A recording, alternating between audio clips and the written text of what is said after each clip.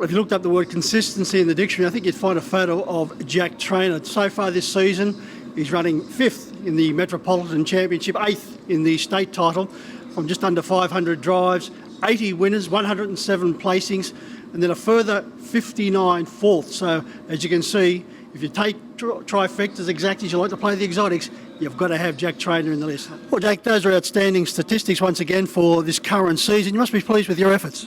Yeah, I am, Mick, and obviously a lot of that comes down to the horses that I've been lucky enough to drive and the trainers that I drive for. But yeah, I'm very happy with how it's going, and I think I've just beat my personal best of 78. So to get to 80 winners this season, I'm wrapped.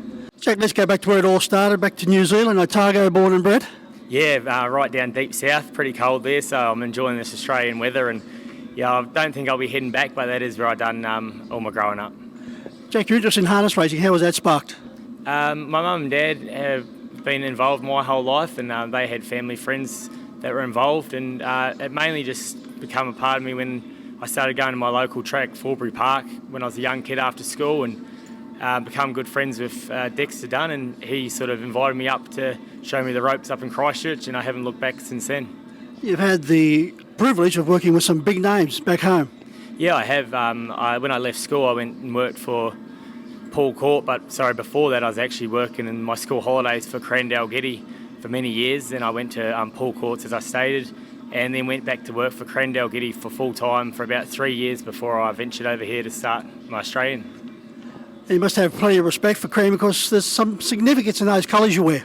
Yeah, I do. I owe a lot to Cran. He took me in like part of his family when I was younger, and showed me the ropes and really gave me a really good head start that not a lot of young kids could get. That, so I was very lucky in that respect, and I hold him right up there with the most respect, Cran. So yeah, to take off his colours in a way and combine them with one of my favourite American drivers, Yannick Gingras, yeah, I like to wear them with pride. Well, you certainly wear them with pride in great fashion too, driving plenty of winners. Now, the trip to Australia, that was courtesy of a phone call via Shane Tritton. Yeah, Shane and I got in touch via a mutual friend, and we sort of said that Lauren was about to lose her junior claim at the time, and he was based in Newcastle, had a massive team and was driving a lot of winners. And although I was at a great stable in Crans in New Zealand and I was getting opportunities, it's very hard to break in over there. And I sort of thought that while I was young and had no attachments at home, I might as well try to give myself a challenge and try it out, and I haven't looked back. You've also worked with Kevin Bizzuto. Now, more recently, you're very solid with Blake Fitzpatrick. Yeah, Kevin Bizzuto was good to me. He gave me the boost I needed to get into the Sydney area, especially the Metropolitan races, I believe. He put a lot of faith in me when I first went there and put me on some very nice horses, and I started driving a few bigger races for him. So he gave me a good push in the Sydney area, and obviously I've been with Blake for about just over 3 years now, or maybe even 4 years, and again, they've sort of taken me in like family, and I love my job, and I love working with Blake, Elisa and the kids, and I'm really enjoying it and learning a lot. Jake, when you left New Zealand, you decided to buy a one-way ticket because you said you were going to make a real good fist of it in Australia. Winning the 2016 Rising Star must have confirmed that decision. Yeah, it did. I was a bit worried. I did buy a one-way ticket, but early on I was a bit worried. I just wasn't sure if it was for me, but I thought I'll stick it out for at least a year, and nearly a year to the date everything started taking off. So the Rising Stars was really good. It's a great opportunity and concept for young drivers, and it probably gave me a little bit of a push as well. Jake, the following year, instead of defending your title, you showed great sportsmanship and stepping down to give someone else a go. Yeah, that's right, Mick.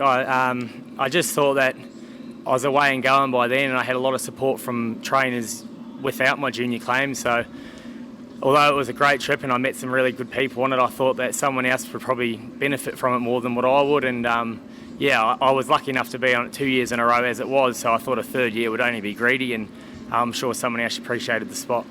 Yeah, a wonderful gesture. Now, Jack, apart from the three trainers we've already mentioned, you've had a great association with David Thorne and also Leon Jerd, so you are a typical freelance reinsman. Yeah, I think so, and as you say, David Thorne and Leon Jerd are probably the biggest stables that I drive outside races for. I get a lot of winners for both of them, and their owners are very supportive of me as well. So, other than that, I'm happy to drive for most people. I've got a lot of small trainers that stick by me with the 1 or 2 horses as well, but I'm very lucky to have a lot of good support. Well, Jake, let's have a look at some of your drives on Saturday night. Pretty hard to gauge McCullough racing in the third event on Saturday night because he is going around today. Yeah, that's right. We'll know a lot more today. He's a new member of Blake's Barn, and we like the horse. He's probably better suited to the 2300, so whatever he does today, we'd expect him to improve on, but I think Saturday looks a very good race for him. In the Group 3 fifth stakes, the feature event on the card, you're driving Armour Hotshot. You must have thought you had the money last week.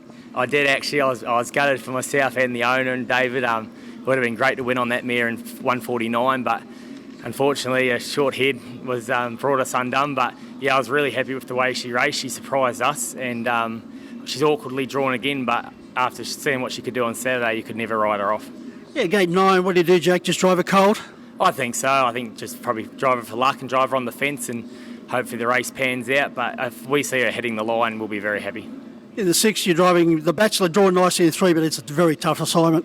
Yeah, it is. He's a horse. He's waiting for a drop back. This horse. He felt very good last start in a funnily run race. This is probably not his race, but yeah, if he's going good, I'll be looking for him in future weeks.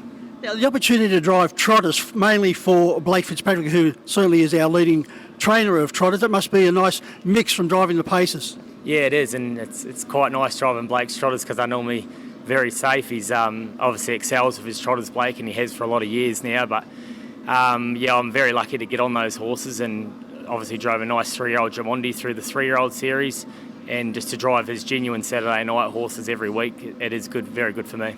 Well, the Trotters take centre stage in race 7 here on Saturday night, blazing under fire. You certainly know how to win with this fella, but 30-metre handicap.